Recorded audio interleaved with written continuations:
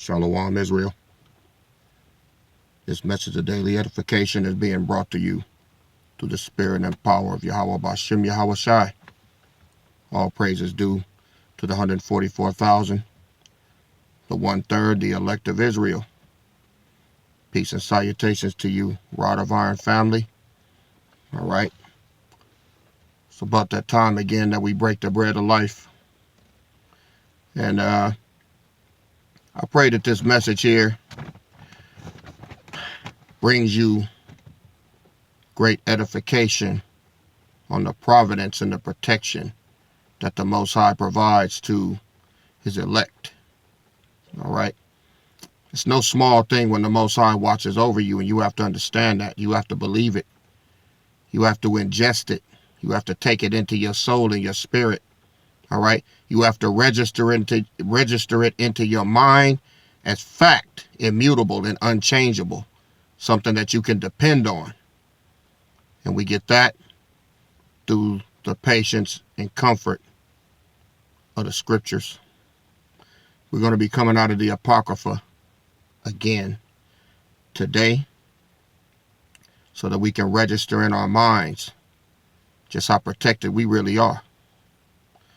Because some of us, we let our faith slip.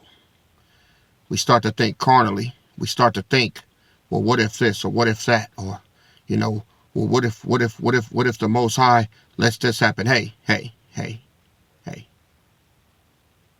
That's not faith. And I believe this story is going to illustrate what true faith is. When the Most High puts you in a position where you have to trust him because he's going to put you through some shit that you can't change. He puts you on a direction. He puts you on a direct collision course with calamity and then guides you through it. Whether you wanted to go through it or not, he's going to make you see that he's able to protect you. Let's go to the scriptures.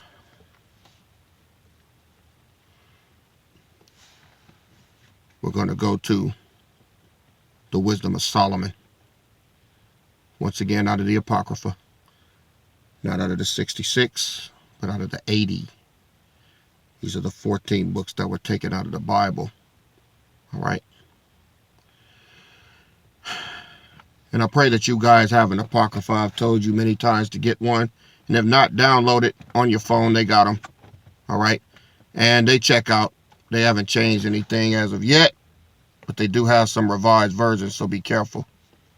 Get an authorized King James version of the Apocrypha. And when you know it's authorized, that means that it hasn't been changed. It is the original that came in the 66 books, which would have made 80. All right. Just for your FYI. All right. So, Wisdom of Solomon, chapter 14, beginning at verse 1. Again, one preparing himself to sail and about to pass through the raging waves calleth upon a piece of wood more rotten than the vessel that carrieth him. No doubt this is talking about Noah. I'll read it again. Wisdom of Solomon 14:1. Again, one preparing himself to sail and about to pass through the raging waves calleth upon a piece of wood more rotten than the vessel that carried him. For verily, desire of gain devised that, and the workman built it by his skill.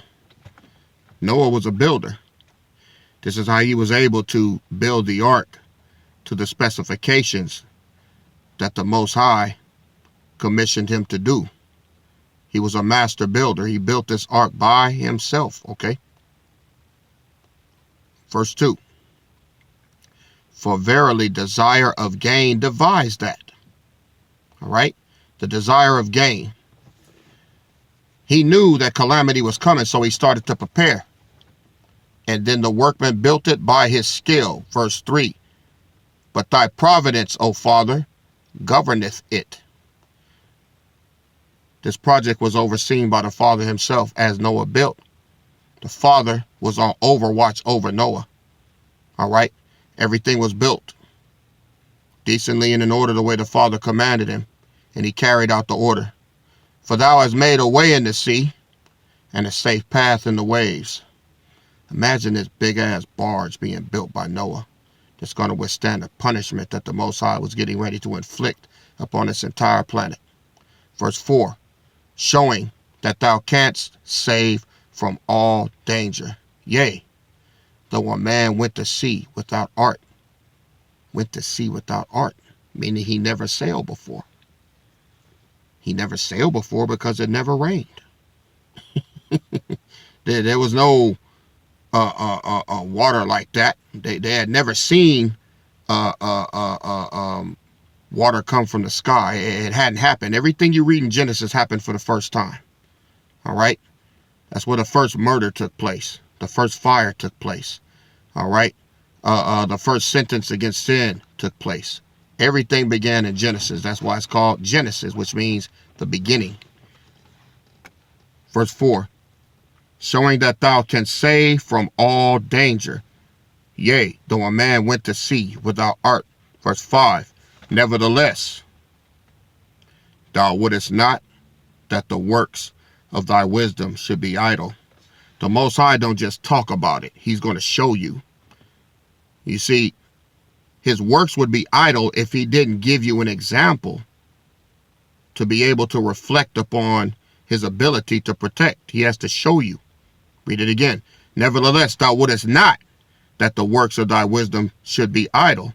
And therefore do men commit their lives to a small piece of wood, and passing the rough sea in a weak vessel are saved. Do you know how weak the ark was? It was built by Noah's hands, by himself. He could have made a mistake, all right, on any part of that. That ark had to be sealed, okay, perfectly to keep the water out. Because one slip up, if that big barge took on water, Noah would have been doomed. Him and his entire family would have been killed. They would have drowned. If that ship would have took on water, it would have filled up and sunk. All right? You need to understand that.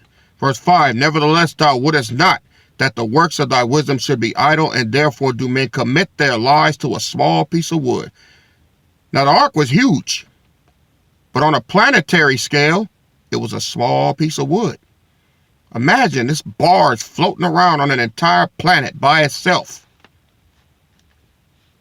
and passing the rough sea in a weak vessel are saved through the weakest thing he could have built, because the providence of protection was on them from the Most High, from the Father. Verse 6, for in the old time also, when the proud giants perished, the hope of the world governed by the hand escaped in a weak vessel, and left to all ages a seed of generation.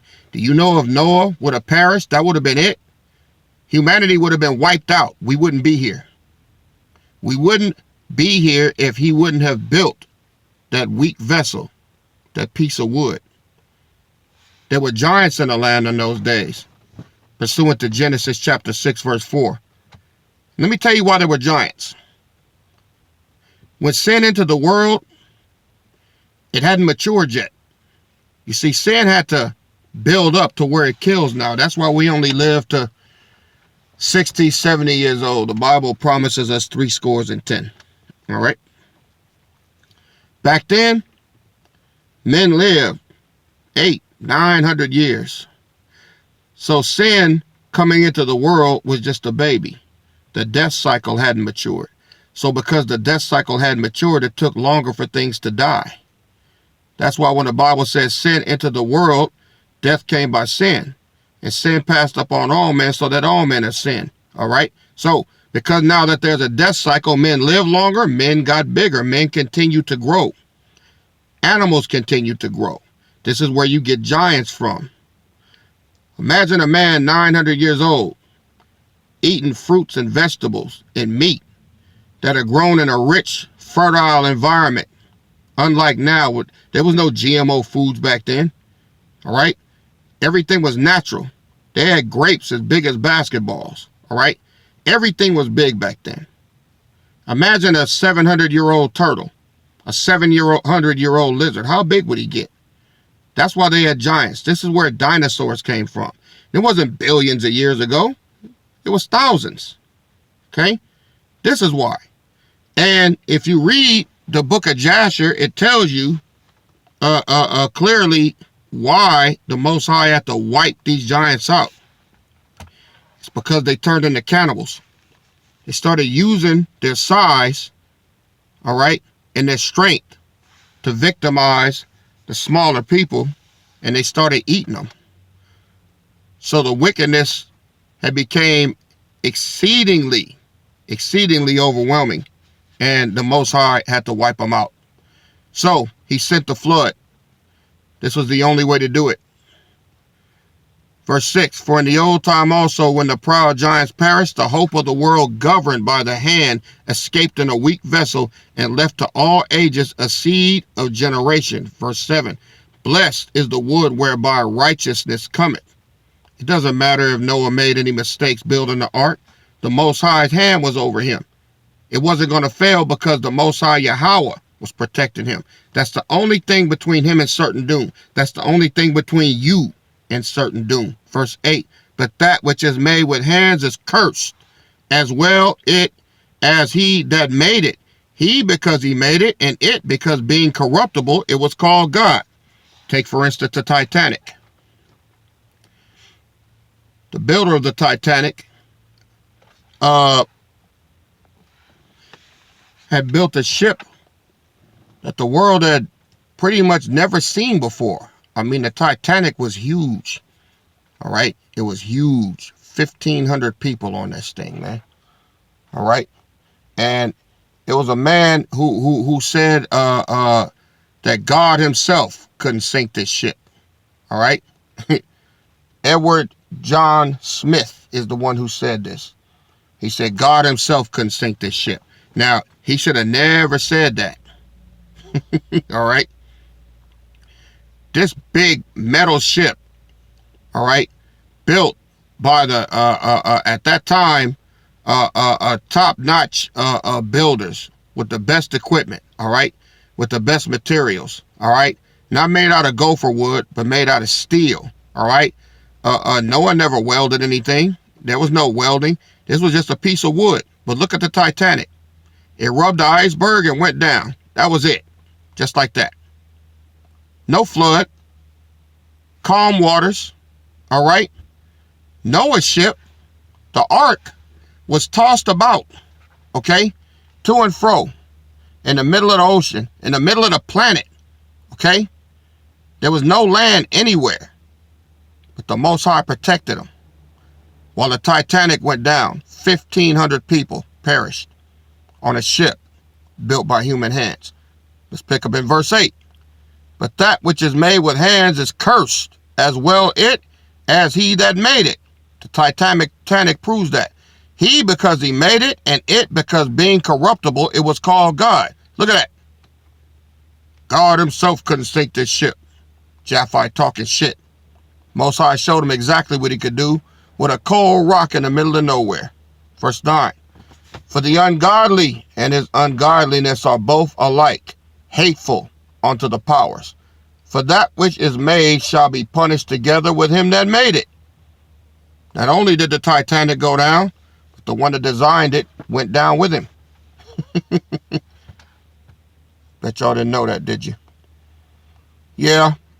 The Titanic is a creepy story. Good movie.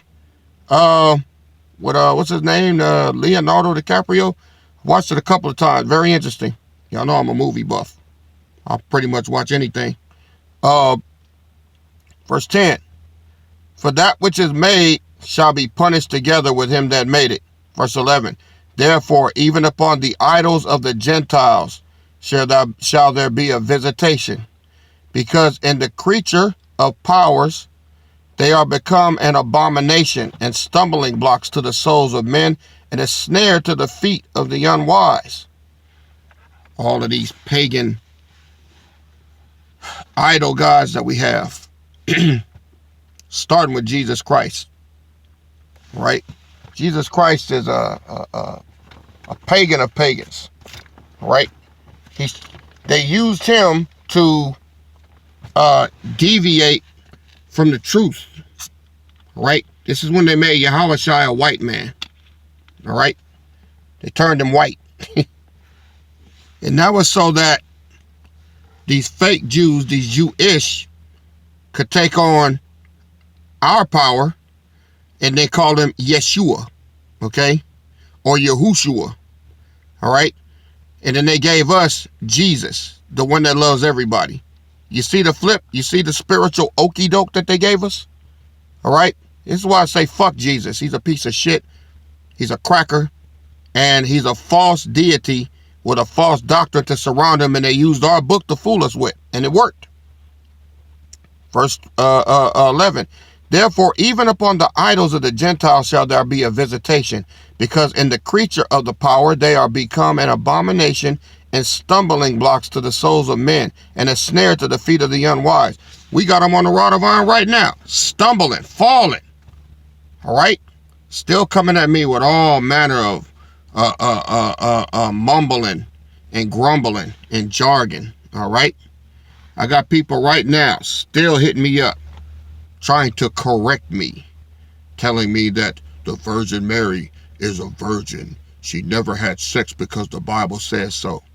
But you won't look up, all right? You won't become a wordsmith and look up the words to see exactly what it's talking about, all right? The word virgin, yes, it can be a woman that's never had sex before, okay? But it's not limited to that. It also means a woman of marriageable age. That's what it means, all right? Unwise, unlearned, stumbling block, and you're stumbling. But you want to argue with someone that puts the wrench time in to get the correct definition of the words, and you want to call up here and argue.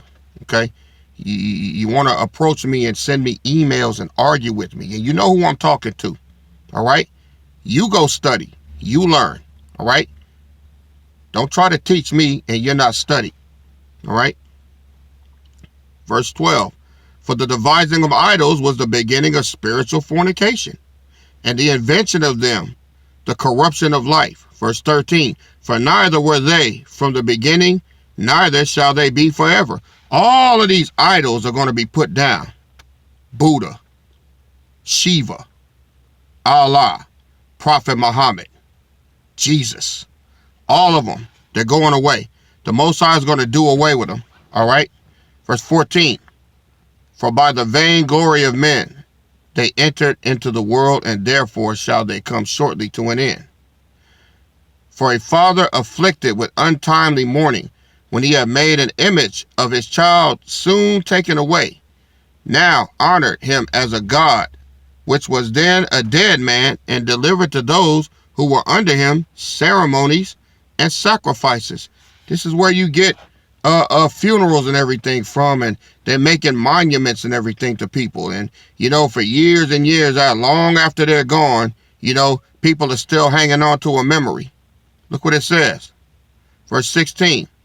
Let me take it from the top of 15 again. For a father afflicted with untimely mourning, when he had made an image of his child soon taken away, now honored him as a god, which was then a dead man, and delivered to those that were under him ceremonies and sacrifices.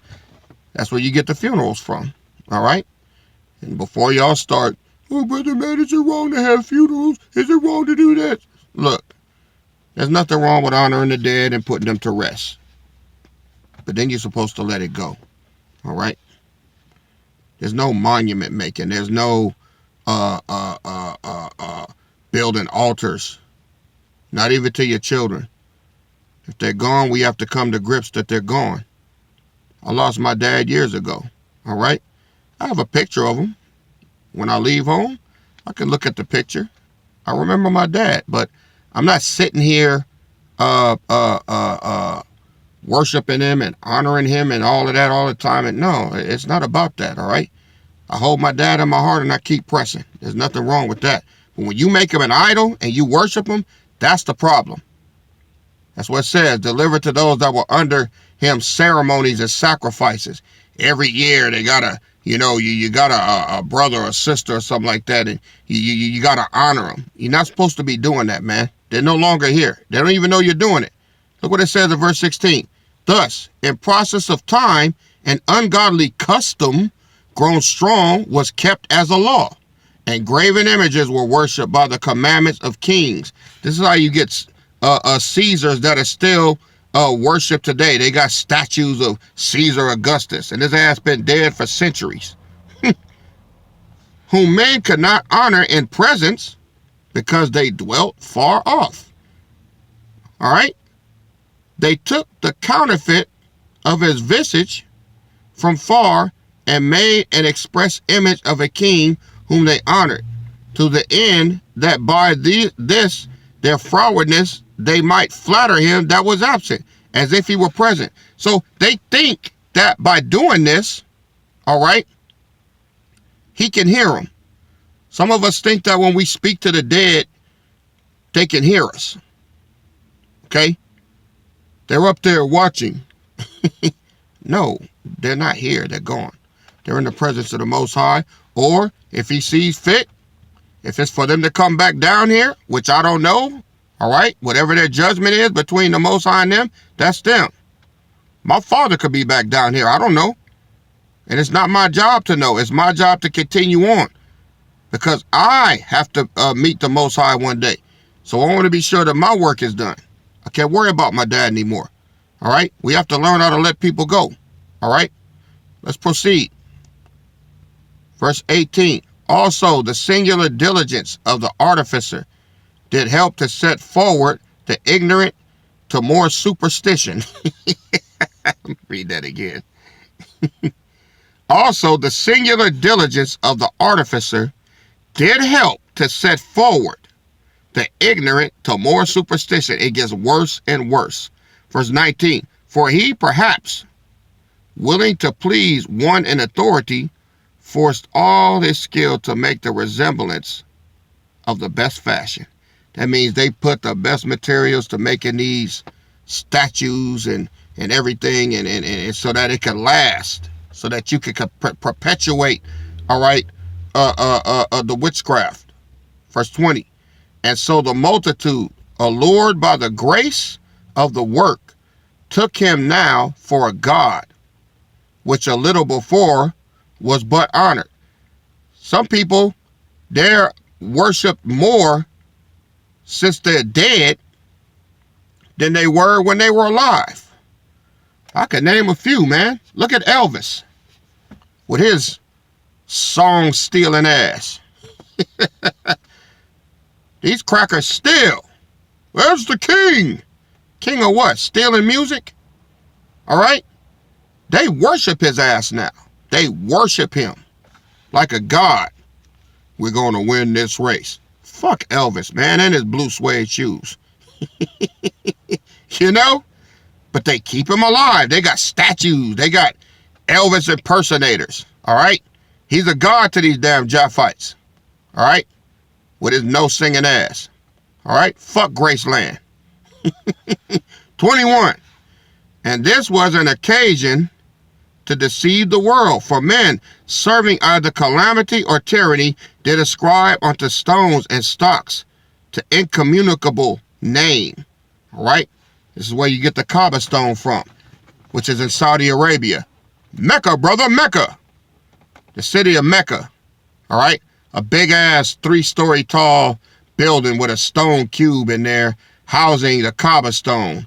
A meteorite that crashed centuries ago that they built a temple around it that they worship. If you're not a damn Muslim, you cannot even enter the city of Mecca. All right? There's serious charges and penalties if you go in there. They don't want nobody around there that's not Muslim. All right? They worship this thing. All right? Look at verse 21. And this was an occasion to deceive the world, for men serving either calamity or tyranny did ascribe unto stones and stocks an incommunicable name. Verse 22. Moreover, this was not enough for them, that they erred in the knowledge of the powers, but whereas they lived in the great war of ignorance, those so great plagues called they peace. They find peace in this, man. All right? 23. For whilst they slew their children in sacrifices, or used secret ceremonies, or made revelings of strange rites, like the Scottish rite, all right? The Shriners, you fucking Masons out there, you sororities and fraternities, all right? I done talked about y'all like a dog, and some of y'all still part of that bullshit. You see that right here? For whilst they slew their children, child sacrifice, which is what the cabal is all about, Hillary Clinton and all of them involved, a lot of these stars in Hollywood, and a lot of them have been put to death, if you don't know. They're using clones, and they're using fake news to make you think they're still alive. A lot of them are dead, okay? For whilst they slew their children in sacrifices, or used secret ceremonies, or made revelings of strange rites, they kept neither their lives nor marriages any longer undefiled, but either one slew another traitorously, or grieved them by adultery, so that there reigned in all men without exception blood, manslaughter, theft, and dissimulation, corruption, unfaithfulness, tumults, perjury, disquieting of good men, forgetfulness of good turns, defiling of souls, changing of kind, disorder in marriages. All right? Y'all hear that? Disorder in marriages. All right? We are gathered here today to unite these two in holy matrimony. Matrimony. Matri. Mommy-mony. All right? When your wife becomes your damn mama. That's what matri means. Latin for the word madre, which is mother. All right?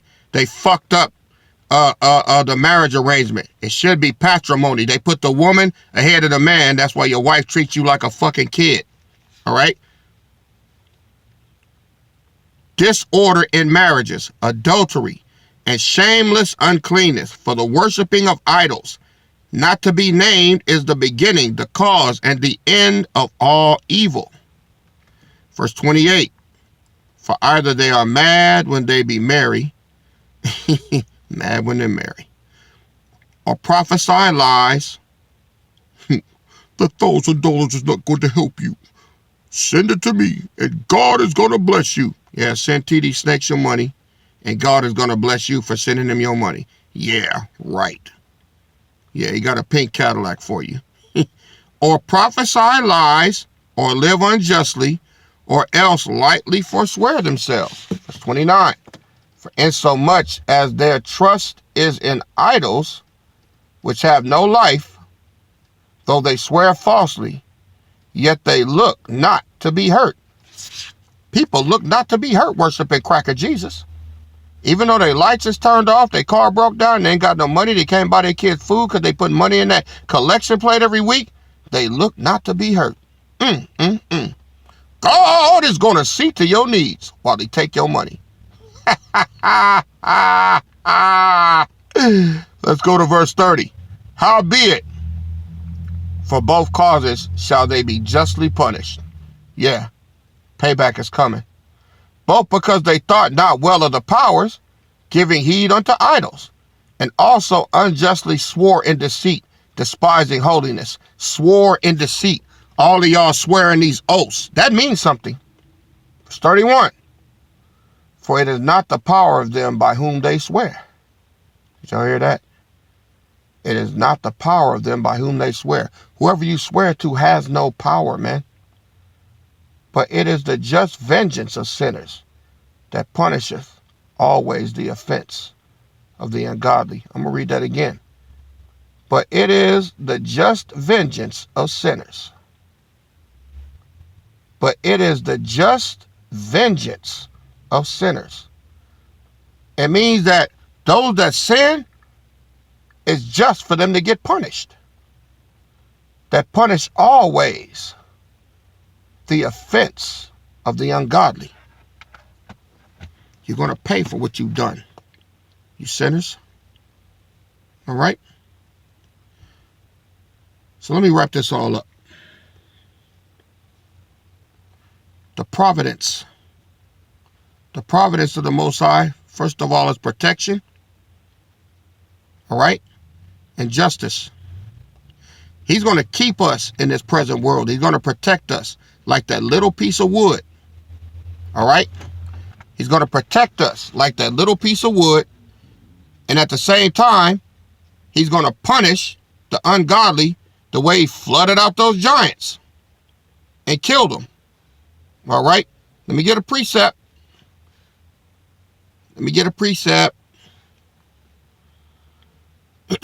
This is 2 Peter 2:9. The Lord knoweth how to deliver the godly out of temptations, and to reserve the unjust unto the day. Salak.